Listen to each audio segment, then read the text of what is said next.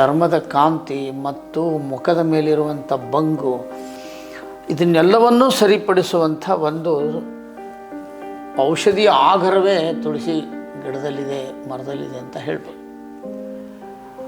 ಆಮೇಲೆ ತೀವ್ರವಾದ ಜ್ವರ, ನಿಮೋನಿಯಾ ಜ್ವರ ಮತ್ತು ಮಹಿಳೆಯರಿಗೆ ಸಂಬಂಧಪಟ್ಟಂಥ ಸಮಸ್ಯೆ, ಮಗುವಿಗೆ ಕಟ್ಕೊಂಡಿರುವಂಥ ಕಫ, ನೀವು ಯಾರಾದರೂ ಕಾಯಿಲೆ ಬಿದ್ದರೆ ಒಂದು ತುಳಸಿಯಿಂದ ಮಾಲೆಯನ್ನು ಮಾಡಿ ಅವನ ಕೊರಳಿಗೆ ಹಾಕಿಬಿಟ್ರೆ ಅದರ ಉಸಿರಾಟದಿಂದನೇ ಅವರು ಎಷ್ಟೋ ಬೇಗ ಚೇತರಿಸ್ಕೊಳ್ತಾರೆ. ಜೇನುತುಪ್ಪವನ್ನು ನಮ್ಮ ದೇಶದಲ್ಲಿ ಅದನ್ನು ಭೂಲೋಕದ ಅಮೃತ ಅಂತ ಕರೆದಿದ್ದಾರೆ. ಅದೊಂದು ಪರಿಪೂರ್ಣ ಆಹಾರ ಅಂತಲೂ ಹೇಳಿದ್ದಾರೆ. ಭಗವಂತನ ಯಾವ ಮಾನವನಿಗೂ ತಯಾರು ಮಾಡೋಕ್ಕಾಗದೇ ಇರುವಂಥ ಸೃಷ್ಟಿಯಲ್ಲಿಯೇ ಜೇನುಹುಳಗಳು ಅದನ್ನು ತಯಾರು ಮಾಡಿ ಮಕರಂದವನ್ನು ಹೀರಿ ಅದನ್ನೊಂದು ತಯಾರು ಮಾಡ್ತದೆ ಅನ್ನೋದು ಒಂದು ಅದ್ಭುತವಾದಂಥ ಕ್ರಿಯೆ. ಬೇವಿನ ಮರದಲ್ಲಿ ಇಟ್ಟಂಥ ಜೇನನ್ನು ಕಣ್ಣಿಗೆ ಹಾಕೋದ್ರಿಂದ ಕಣ್ಣಿನ ಸಾಮಾನ್ಯ ಕಾಯಿಲೆಗಳೆಲ್ಲವೂ ಸುಧಾರಣೆ ಆಗುತ್ತೆ ಅನ್ನೋದನ್ನು. ಮತ್ತು ನೀವು ಬೆಂಕಿ ಕಡ್ಡಿಯನ್ನು ಜೇನಲ್ಲೆದ್ದು ಕೆರೆದ್ರೆ ಹತ್ತುತ್ತೆ, ಬೆಲ್ಲದಲ್ಲಿದ್ದರೆ ಅದು ಹತ್ತೋದಿಲ್ಲ.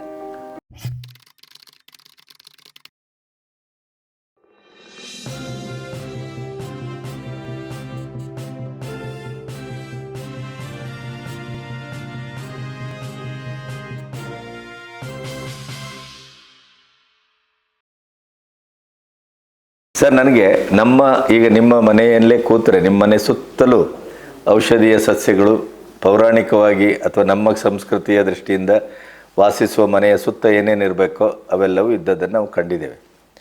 ನೀವು ತುಳಸಿ ಬಗ್ಗೆ ಭಾಳಷ್ಟು ಹೇಳ್ತೀರಿ, ಅಲ್ಲಲ್ಲಿ. ಈ ಪುಸ್ತಕದಲ್ಲೂ ಅದರ ಪ್ರಸ್ತಾಪ ಇದೆ.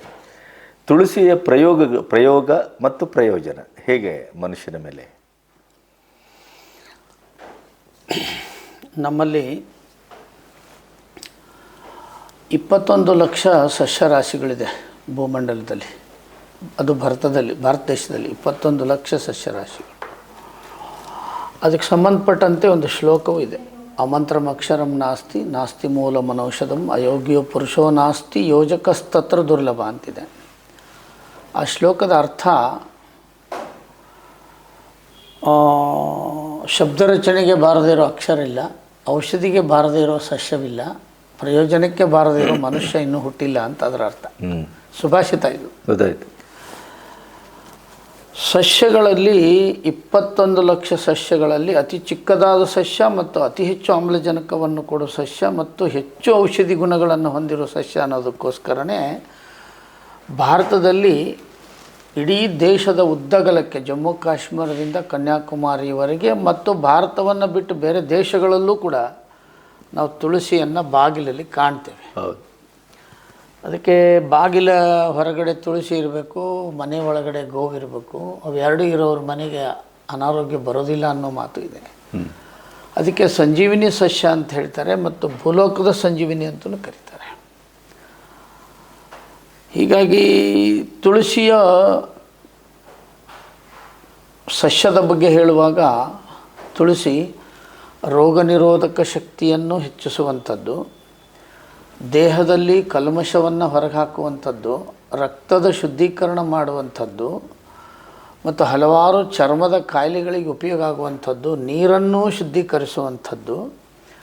ಜೊತೆಗೆ ವಿದೇಶಗಳಲ್ಲೂ ಸಹಿತ ವಿಶ್ವವಿದ್ಯಾಲಯಗಳಲ್ಲಿ ಅದರ ಬಗ್ಗೆ ಅಧ್ಯಯನ ಮಾಡಿ ವರದಿಗಳನ್ನು ಕೊಟ್ಟಿದ್ದಾರೆ ತುಳಸಿಯ ಬಗ್ಗೆ. ಹೀಗಾಗಿಯೇ ದೇಶದಲ್ಲಿ ವೈಜ್ಞಾನಿಕವಾಗಿ ಸಮಾಜಕ್ಕೆ ತಿಳಿಸ್ಲಿಕ್ಕೆ ಆಗೋದಿಲ್ಲ ಅನ್ನೋದಕ್ಕೋಸ್ಕರವೇ ಬಹಳ ಜನ ಅದನ್ನು ದೈವಿ ಭಾವದಿಂದ ಕಂಡರೆ ಅದನ್ನು ಉಪಯೋಗ ಮಾಡ್ಕೋತಾರೆ ಅನ್ನೋದಕ್ಕೋಸ್ಕರನೇ ಅದನ್ನು ಪೂಜಿಸ್ಕೊಂಡು ಬಂದಿದ್ದಾರೆ. ಅದರ ಸುತ್ತಾಡೋದು, ಅದರ ಪ್ರದಕ್ಷಿಣೆ ಹಾಕೋದು, ಅದರ ಹಿಂದೆಲ್ಲವೂ ಆರೋಗ್ಯ ಇದೆ. ನಾವು ವೈದ್ಯರಾಗಿ ಹೇಳುವಾಗ ಅದರ ಆರೋಗ್ಯದಕ್ಕೆ ಸಂಬಂಧಪಟ್ಟಂಥದ್ದೇ ವೈಜ್ಞಾನಿಕವಾದಂಥದ್ದು ಹೇಳ್ತೀವಿ. ನೀವು ನೀರನ್ನು ಪರೀಕ್ಷೆ ಮಾಡುವಾಗ ಮೊದಲಿನ ನೀರನ್ನು ಪರೀಕ್ಷೆ ಮಾಡಿ ತುಳಸಿ ದಳ ಹಾಕಿಂದು ಪರೀಕ್ಷೆ ಮಾಡ್ಬೋದು ನೀವು ಬೆಳಗ್ಗೆ. ಮತ್ತು ಈ ಔಷಧಿ ಗುಣಗಳಲ್ಲಿ ಪಾದರಸ ಅಂತಿದೆ, ಮೆರ್ಕ್ಯುರಿ ಅಂತ ಹೇಳ್ತಾರಲ್ವ. 21 ಲಕ್ಷ ಸಸ್ಯರಾಶಿಗಳಲ್ಲಿ ಮೆರ್ಕ್ಯುರಿ ಇರೋ ತುಳಸಿಯಲ್ಲಿ ಮಾತ್ರ, ಅಂದರೆ ಪಾದರಸ. ಗೊತ್ತಾಯಿತು.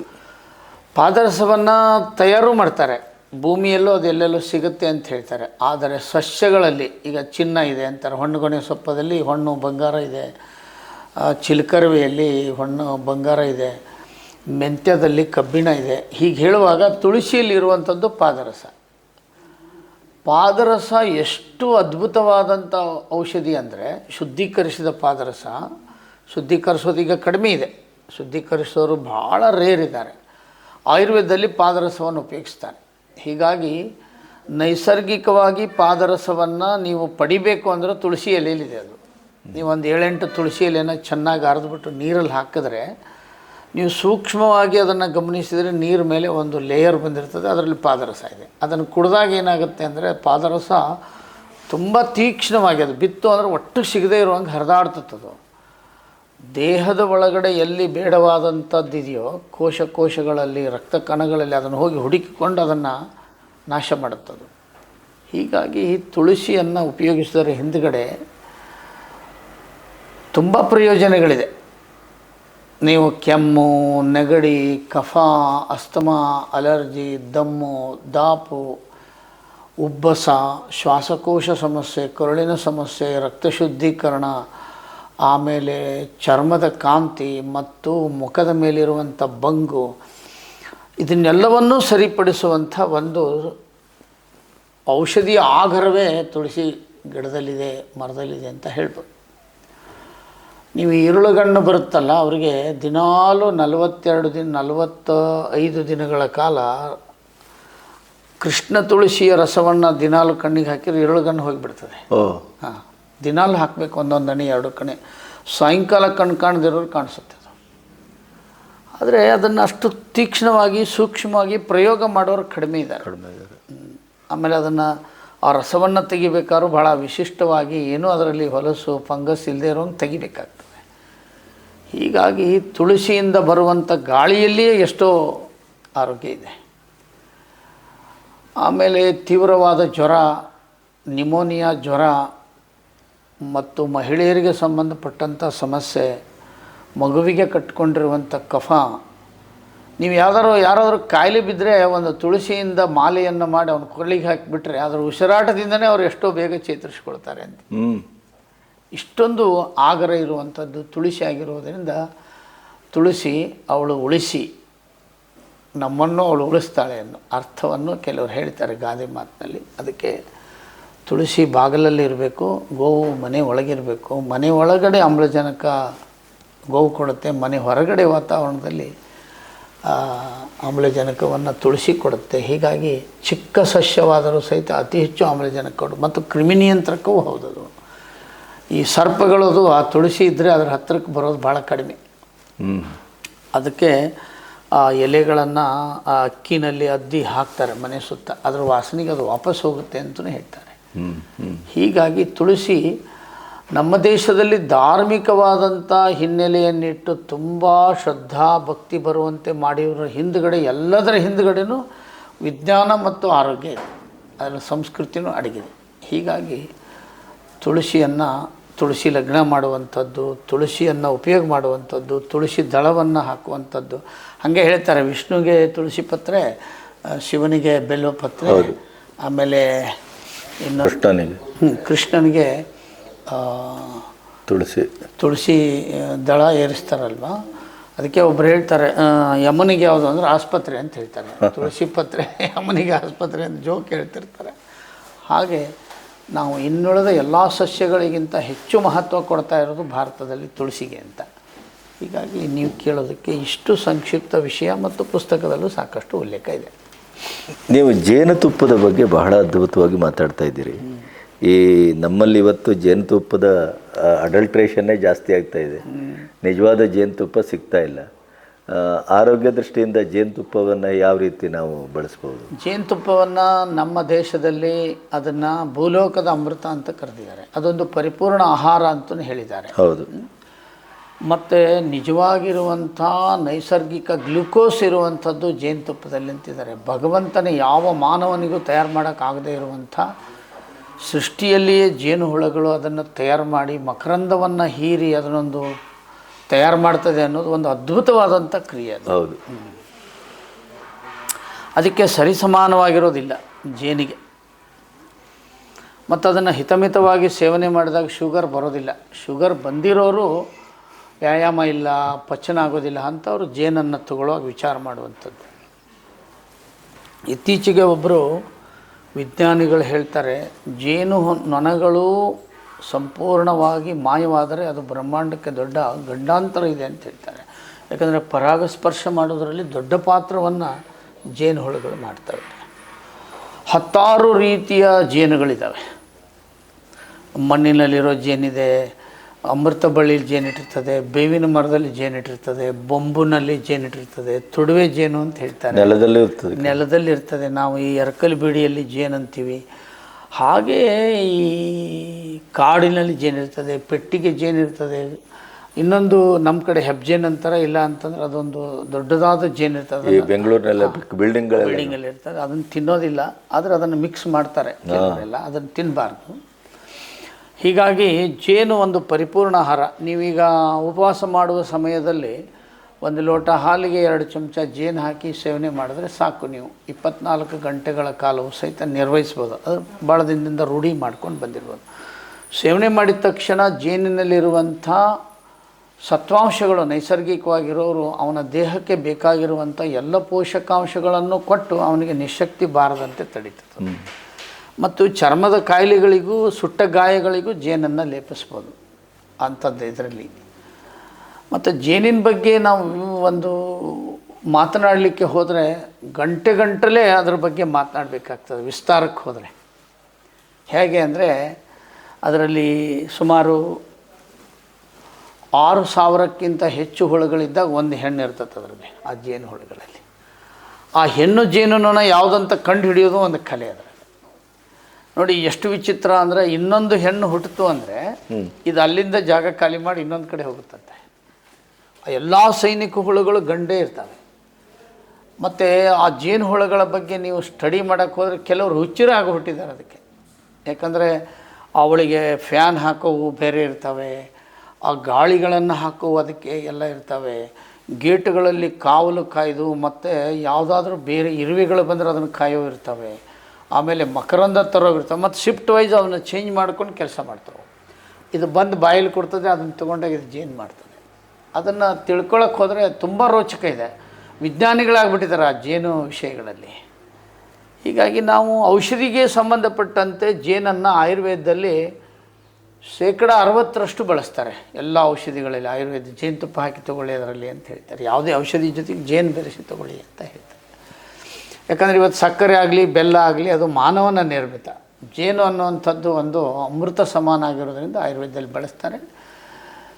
ಜೇನಲ್ಲಿ ಹಲವಾರು ಥರ ಇದೆ. ಕಣ್ಣಿಗೆ ಹಾಕುವಂಥ ಜೇನಿದೆ ಒಂದು. ಈ ಬೇವಿನ ಮರದಲ್ಲಿ ಇಟ್ಟಂಥ ಜೇನನ್ನು ಕಣ್ಣಿಗೆ ಹಾಕೋದ್ರಿಂದ ಕಣ್ಣಿನ ಸಾಮಾನ್ಯ ಕಾಯಿಲೆಗಳೆಲ್ಲವೂ ಸುಧಾರಣೆ ಆಗುತ್ತೆ ಅನ್ನೋದನ್ನು ನಾನು ಬರೆದಿದ್ದೀನಿ, ಮತ್ತು ನಮ್ಮ ಮನೆಯಲ್ಲೂ ನಾವು ಅದನ್ನು ಇಟ್ಟಿರ್ತೀವಿ. ಮತ್ತು ಜೇನು ನೀವು ಹೇಳಿದ್ರಿ ಈಗ ಅಡಲ್ಟ್ರೇಷನ್ ಭಾಳ ಇದೆ ಅಂತ. ಹೌದು, ಮಾಡ್ತಾ ಇರ್ತಾರೆ. ಅದನ್ನು ಕೃತಕವಾಗಿಯೂ ತಯಾರು ಮಾಡ್ತಾಯಿದ್ದಾರೆ. ಹೌದೌದು. ನೀವು ಕೃತಕವಾಗಿ ತಯಾರು ಮಾಡಿರುವುದು ಯಾವುದೇ ಜೇನನ್ನು ನೀವು ನಾಯಿ ಮುಂದೆ ಹಾಕಿದ್ರೆ ನಾಯಿ ತಿನ್ನುತ್ತೆ. ನೀವು ಶುದ್ಧ ಜೇನನ್ನು ನಾಯಿ ತಿನ್ನೋದಿಲ್ಲ. ಮತ್ತು ನೀವು ಅದನ್ನು ನೀರಲ್ಲಿ ಹಾಕಿದ್ರೆ ತಾನಾಗೆ ಬೆರೆಯೋದಿಲ್ಲ. ನಮ್ಮ ಮುಖ್ಯ ಉತ್ತಮ ಜೇನು ನೀರಲ್ಲಿ ಬೆರೆಯೋದಿಲ್ಲ ತಾನಾಗಿಯೇ, ನಾವು ಬೆರೆಸಿದ್ರೆ ಬೆರೀತದೆ. ಮತ್ತು ನೀವು ಬೆಂಕಿ ಕಡ್ಡಿಯನ್ನು ಜೇನಲ್ಲೆದ್ದು ಕೆರೆದ್ರೆ ಹತ್ತುತ್ತೆ, ಬೆಲ್ಲದಲ್ಲಿದ್ದರೆ ಅದು ಹತ್ತೋದಿಲ್ಲ. ಹೀಗೆ ಹಲವಾರು ರೀತಿ. ಹಾಳೆ ಮೇಲೆ ಹಾಕಿದ್ರೆ ಹಾಳೆ ನೆನೆಯೋದಿಲ್ಲ. ಆಮೇಲೆ ನೀವು ಬಟ್ಟೆ ಮೇಲೆ ಹಾಕಿದ್ರೆ ಬಟ್ಟೆಯಲ್ಲಿ ಎಲ್ಲೂ ಅಂಟ್ಕೊಳ್ಳೋದಿಲ್ಲ, ಅದು ಶುದ್ಧ ಜೇನಿದ್ರೆ. ಈ ಬೇರೆ ಅದ್ರಾಗಿದ್ದರೆ ಬಟ್ಟೆಗೆ ಅಂಟ್ಕೊಂಡ್ಬಿಡುತ್ತೆ. ಹೀಗೆ 10 ರೀತಿಯ ಪರೀಕ್ಷೆಗಳನ್ನು ನಾನು ನನ್ನ ಪುಸ್ತಕದಲ್ಲಿ ಬರೆದಿದ್ದೀನಿ. ಈ ಕೆಲವರಿಗೆ ಅದರ ಬಗ್ಗೆ ಪೂರ್ಣ ಗೊತ್ತಿಲ್ಲದೆ ಇರೋದ್ರೆ ಏನಂತಾರೆ, ಒಂದು ಹಳದಿ ವರ್ಣ ಇರ್ತದೆ, ಒಂದಿಷ್ಟು ಅರಿಶಿಣ ವರ್ಣ ಇರ್ತದೆ, ಒಂದಿಷ್ಟು ಚಾಕ್ಲೇಟ್ ವರ್ಣ ಇರ್ತದೆ, ಒಂದಿಷ್ಟು ಬ್ಲ್ಯಾಕ್ ಆಗಿರ್ತದೆ, ಒಂದಿಷ್ಟು ಕಂದು ಬಣ್ಣದ್ದಿರ್ತದೆ. ಹಾಗಂಥೇಳಿ ಆ ಜೇನು ಬೇರೆ ಬೇರೆ ಕೆಟ್ಟೋಗಿದೆ ಅಂತಲ್ಲ, ಗಟ್ಟಿ ಆಗುತ್ತೆ. ಗಟ್ಟಿ ಆದರೆ ಕೆಟ್ಟೋಗಿದೆ ಅಂತ ತಿಳ್ಕೊತಾರೆ. ಹಾಗಲ್ಲ, ಅವರು ಪರಿಪಕ್ವ ಆಗೋ ಮೊದಲೇ ಬಿಡಿಸಿರ್ತಾರೆ ಅದನ್ನು ಜೇನನ್ನು, ಅದಕ್ಕೆ ಅದು ಹಳದಿ ವರ್ಣ ಇರುತ್ತೆ. ಇನ್ನಷ್ಟು ದಿನ ಈಗ ಉಪ್ಪಿನಕಾಯಿನ ನೀವು ಹಾಕಿದ ದಿನ ಹಳದಿ ವರ್ಣ ಇರ್ತದೆ, 1 ತಿಂಗಳಾದ ಮೇಲೆ ಅದೊಂದು ಸ್ವಲ್ಪ ಚಾಕ್ಲೇಟ್ ವರ್ಣ ಬರುತ್ತೆ. ಹೀಗೆ ತುಪ್ಪವು ಸಹಿತ ಪ್ರಾರಂಭದಲ್ಲಿ ಒಂಥರ ಹಳದಿ ಇರ್ತದೆ, ಆಮೇಲೆ ಸ್ವಲ್ಪ ಅದರದ್ದು ಗೋಲ್ಡ್ ವರ್ಣಕ್ಕೆ ತಿರ್ಕೋತದೆ. ಹೀಗೆ ಜೇನುತುಪ್ಪವನ್ನು ನಾವು ಕೆಂಪಿದೆ ಅಂದ ಕೂಡಲೇ ಅದನ್ನು ತಪ್ಪು ಅಂತ ತಿಳ್ಕೊಳ್ಳೋಂಗಿಲ್ಲ. ಬಹಳ ದಿನದ ಜೇನು ಅಂತ ಅರ್ಥ. ಆಮೇಲೆ ಅವನೇನು ಮಾಡ್ತಾನೆ, ಗಟ್ಟಿಯಾಗಿದ್ದು ಯಾಕೆ ಅಂತಂದರೆ ಅವನು ಜೇನು ಬಿಡಿಸ್ತಾನೆ, ಅವನಿಗೆ ಸ್ವಲ್ಪ ತೂಕ ಬರಲಿಲ್ಲ ಅಂತಂದರೆ ಅದನ್ನು ಚೆನ್ನಾಗಿ ಹಿಚಿಬಿಡ್ತಾನೆ. ಹಿಚಕಿದಾಗ ಅದರಲ್ಲಿ ಮಕರಂದ ಬಂದು ಬಿದ್ಕೊಂಡ್ಬಿಡ್ತದೆ, ಅದು ಗಟ್ಟಿಯಾಗುತ್ತೆ. ಆದರೆ ಪರೀಕ್ಷೆ ಮಾಡೋದು ಮಾತ್ರ ಈ ಥರ. ಅದನ್ನು ನೀವು ಯಾವುದೇ ಜೇನನ್ನು ನೀವು ಟೆರ್ಕಾಟ್ ಕಾಟನ್ ಬಟ್ಟೆ ಮೇಲೆ ಹಾಕಿದ್ರೆ ಅದು ಅಲ್ಲಲ್ಲಿ ಹಿಡ್ಕೊಂಡ್ಬಿಡ್ತಂದ್ರೆ ಅದ್ರಲ್ಲಿ ಮಿಕ್ಸ್ ಇದೆ ಅಂತ ಅರ್ಥ. ಮತ್ತು ಇನ್ನೂ ಅಂದರೆ ನೀವು ಜೇನು ಒಂದು ಮೇಲೆ ಹಾಕಿ ಅದ್ರ ಮೇಲೆ ನೊಣ ಬಿದ್ದು ಸತ್ತಿದ್ದರೆ ಅದರಲ್ಲಿ ಅದು ಡೂಪ್ಲಿಕೇಟ್ ಜೇನು. ನೊಣವು ಅದರಲ್ಲಿ ಕೂತು ಹಾರಿ ಹೋಗಿದ್ದರೆ ಕೂತು ಬಿಡಬೇಕು, ಹಾರಿ ಹೋಗಬೇಕದು. ಅದರಲ್ಲೇ ಸಿಕ್ಕು ಸತ್ತೋದ್ರೆ ಅದು ಕೆಟ್ಟ ಜೇನು ಅಂತ. ಇದನ್ನೆಲ್ಲ ನಾನು ಸಂಶೋಧನೆ ಮಾಡಿ ಆ ಪುಸ್ತಕದಲ್ಲಿ ಬರೆದಿದ್ದೀನಿ. ತುಂಬ ವಿಶಿಷ್ಟವಾದ ಸಂಗತಿ ಇದೆ. ಅದೊಂದು ಪರಿಪೂರ್ಣ ಆಹಾರವೂ ಹೌದು, ಔಷಧಿಯುಕ್ತ ಆಹಾರ. ಹೀಗಾಗಿ ಅದನ್ನು ನಿಯಮಿತ ಬಳಸೋದ್ರಿಂದ ತೂಕ ಕಡಿಮೆ ಆಗುತ್ತೆ, ಕೆಲವರಿಗೆ ಬೊಜ್ಜು ಕಡಿಮೆ ಆಗುತ್ತೆ, ರಕ್ತ ಶುದ್ಧಿ ಆಗುತ್ತೆ, ಹೃದಯದ ಸಮಸ್ಯೆಗಳು ಸರಿ ಆಗ್ತದೆ, ರಕ್ತ ಕ್ಲಾಟ್ ಆಗೋದು ಕಡಿಮೆ ಆಗ್ತದೆ. ಆದರೆ ಅದನ್ನು ನಿಯಮಿತವಾಗೇ ಬಳಸಬೇಕು. ಯಾವಾಗ ತೊಗೋಬೇಕಂತ ಗೊತ್ತಿರಬೇಕು. ಕೆಲವರೆಲ್ಲ ಅದನ್ನು ಬಿಸಿ ಮಾಡಿಬಿಡ್ತಾರೆ. ಬಿಸಿ ಮಾಡಿದ್ರೆ ಅದು ವಿಷ ಆಗಿಬಿಡ್ತದೆ. ಬಿಸಿ ಹಾಲಿಗೆ ಹಾಕಿ ಕುಡಿತಾರೆ, ಬಿಸಿ ನೀರಿಗೆ ಹಾಕಿ ಕುಡಿತಾರೆ.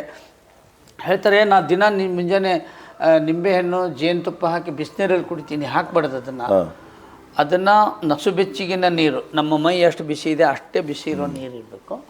ಅಷ್ಟು ನೀರಿಗೆ ಜೇನು ಹಾಕಿ ಕುಡಿಬೋದು ತೂಕ ಇಳಿಸೋರು.